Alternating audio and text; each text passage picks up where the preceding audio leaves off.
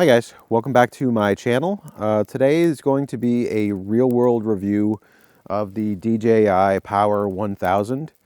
I've recently taken a 5,400-mile road trip to Utah. Over 300 miles of that was off-road driving. I've taken a number of other trips. I'm currently on a camping trip in New Hampshire. I've been using the DJI Power for about 6 months now, and I've put it through a lot, and I kind of wanted to tell you how it's been working out.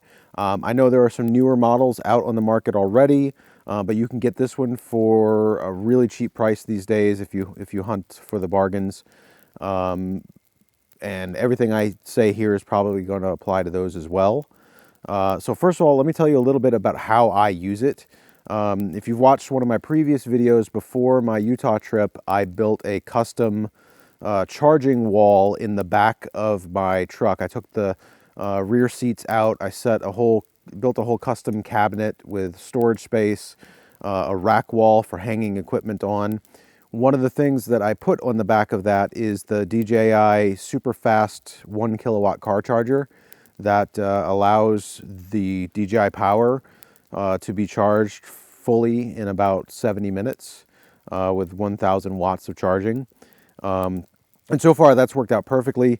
I think the last 6 months this thing has lived in my truck. I bring it everywhere with me.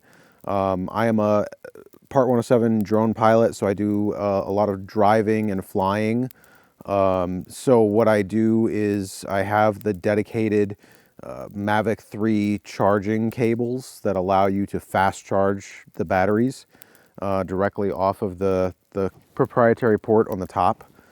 And that really allows me I can charge batteries for my drone faster than I can discharge them by flying, which has made it so that I never have to stop flying because I need to charge batteries. I always have one or more going. I use this, I'm a photographer, a videographer, so I charge my cameras, my laptop, my lights. I've currently got this tube light that has been lighting my campsite for the last 2 nights, charging off of here. It is a fantastic power bank for any use you can think of. I've put it in my house when our power went out. I ran my refrigerator off of it. I ran my air fryer off of it because just because the power was out does not mean I wasn't going to have my chicken nuggies. So, you know, it's got a ton of uses. There's 2 AC charging ports. Each supports 20 amps. Total power output, I think, is around 2,200 watts. I'm not going to get into the specifications. I just really want to talk about how I've used this. You can, find all of that stuff elsewhere in other videos or on the website. But the biggest thing is, I spent 10 or 11 days driving to and from Utah, camping out in Utah and Colorado with my buddy Devin. That whole time we powered about 7 or 8 different cameras, a cinema camera, 3 different drones off of it, not to mention a coffee maker, because, that's probably the most important part of the camping experience is coffee in the morning. We've used it to basically power our entire lives throughout that almost 2-week trip. And it's held up amazingly well. Been on a number of other trips where we've used it for similar purposes. It also recently saved the day when I was shooting video at a wedding. The wedding was at an outside venue in a tent, and the power went out just before the speeches were supposed to start. So the DJ was scrambling to get his system live and powered on, and I ran out to my truck and I grabbed it and I brought it back in, and we were able to plug his speakers and his table into it so that we could get through the speeches. Thankfully the power did come back on after about a half hour, but I think it used maybe 5% of the total battery, so we probably could have done the whole night from it. So realistically, I think that there are a few pros and cons to it.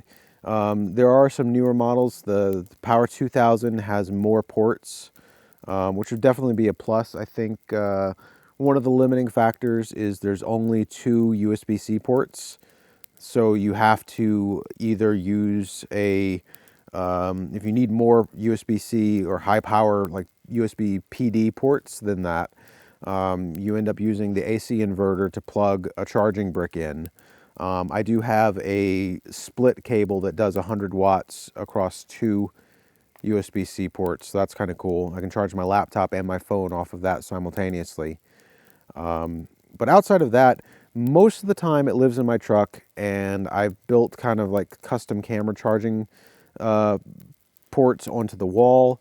With the AC inverter from the truck, it basically keeps it at maximum capacity all the time if I'm driving, and even just a short little 15-minute drive usually will top it off. So I don't think I've ever had the battery down below 50% or so. It's just got that much power, and it recharges so quickly and easily. Some of the other downsides would really apply to any battery like this. It's heavy, so you're not going to take it on a backpacking trip or anything like that. You're definitely going to be limited to carrying it around in your car. So right now, I got my truck parked over there, so that's kind of perfect right now. But real world, it's been amazing. I will probably upgrade in a couple years to whatever the current model is, but right now this one's perfectly suiting my needs. I can charge all of my equipment from it. It recharges ridiculously quickly. I definitely recommend this battery bank, especially if you are already in the DJI ecosystem. If you have any of their drones, you can get the dedicated charging cables that will fast charge it faster than the charger that comes with them, which is great. You obviously don't want to do that every single time because that will shorten the length of the battery life. But in a pinch when you really need one, it's great. One of the differences between the one I have and the newer versions is the newer versions actually have Bluetooth and wireless built in, whereas this one only has it via a little DJI dongle that thankfully was provided with the super fast car charger. You kind of need it and the DJI Home app in order to manage the charging. You can set the rate of how fast it charges. You can move it up to the full 1,000 watts. But again, to preserve the life of your battery, it's better to charge at the 400 to 600 watts or so. But it does take up one of these custom ports here. You don't have to use it all the time. The only time I really need it is when I need to change the settings on the fast charger.